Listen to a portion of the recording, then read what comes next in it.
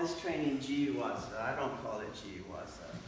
Because Jiyu-waza means that the uke gets to do whatever they want as well. You see? You do whatever you want, but they do whatever they want. That's Jiyu-waza. I call this play. Okay? It reminds me of when little kids like play grown up. You know, even like you read to a baby, and a baby can't speak yet, but they notice that you're looking at the book and they start making noises, so that they'll start goo-goo-gagging as you're reading the book, and they're looking at the pages, they do the whole thing, right? Or sometimes they've seen you talking to people, and when you start talking to them, they just play that game. Oh, this is where we make sounds with our mouth and look at each other, okay? And they're not speaking, they don't understand the words, they don't have the language yet, but whatever element they can get out of it, they put into it, okay?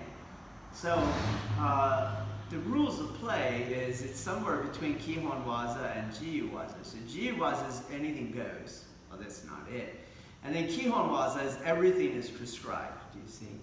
But in play, the nage gets to do whatever technique they want to do within the set parameters that you're working on, okay? So here we're working on mount reversals and just some of the basic attacks from there, okay?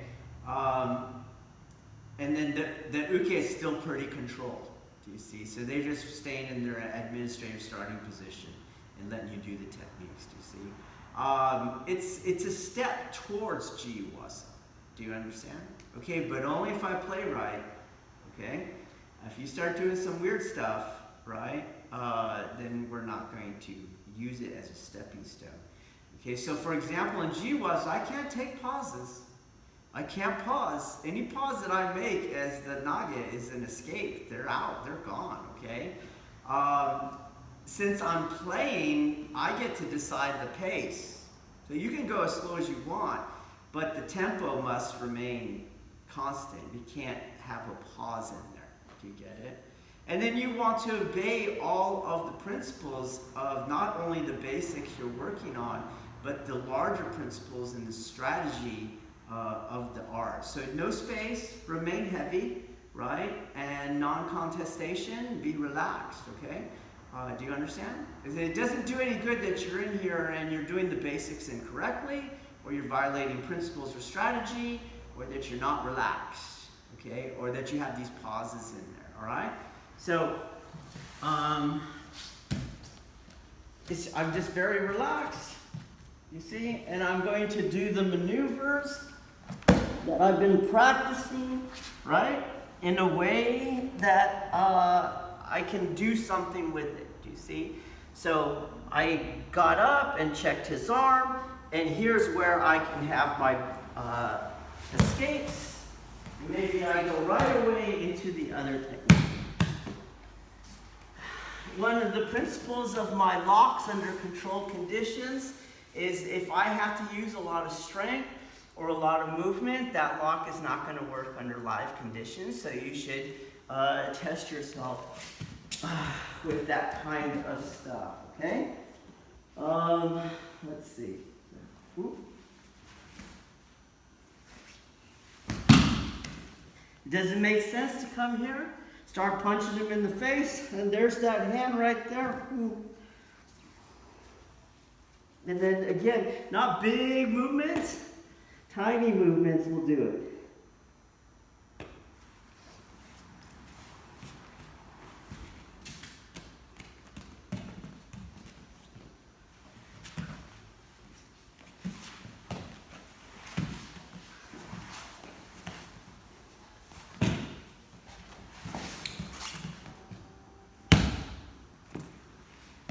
One steady pace without pauses.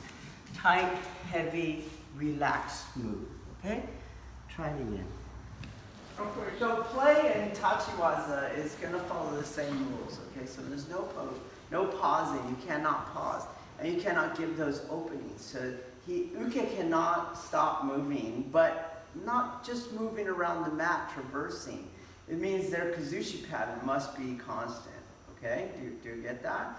And you cannot end play with a kihon koku ryoku pin, because that's not an actual pin. So you either have to actually have a pin, maybe go into your Newaza, or get some of your other multi-limb controls, or you go with some sort of break or dislocation that they tap out of. Or you're doing a projection, okay? And projection means away from me, not under me, okay? If you threw someone and they landed under you, you have to do one of those other two, or stomps or kicks or something like that, or you have to move yourself away. Projection means they're away, and then the play would simulate, that's where you would draw your weapon or make your escape, okay? But then also you're trying to harmonize yin and yang, so anything that you have to use muscle here, that's not going to work just like in Newaza, okay? And then,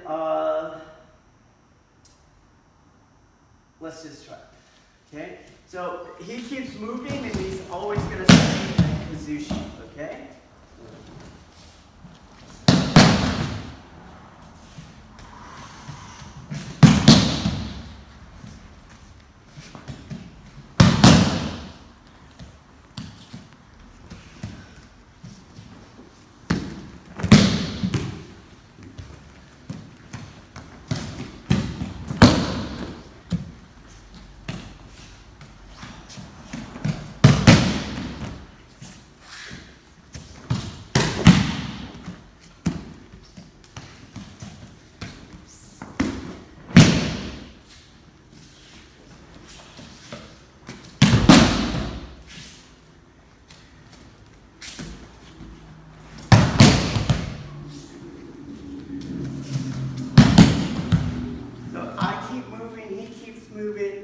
I don't have to go fast.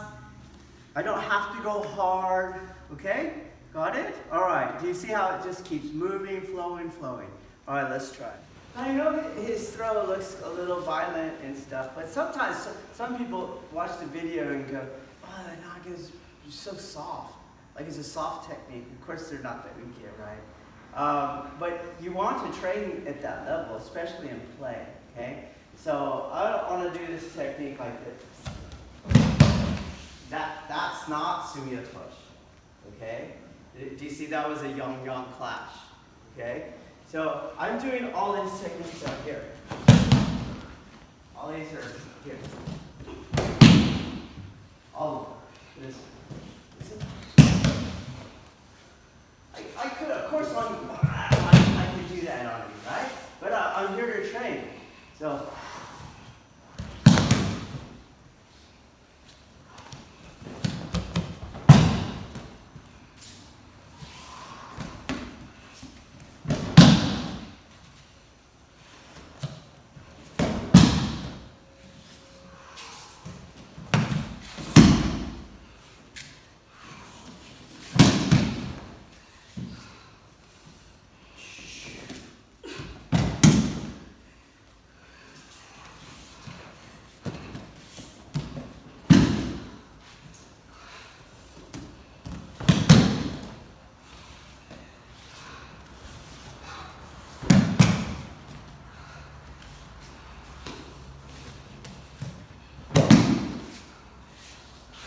Let's see the difference in our energy levels. Do you see? Okay.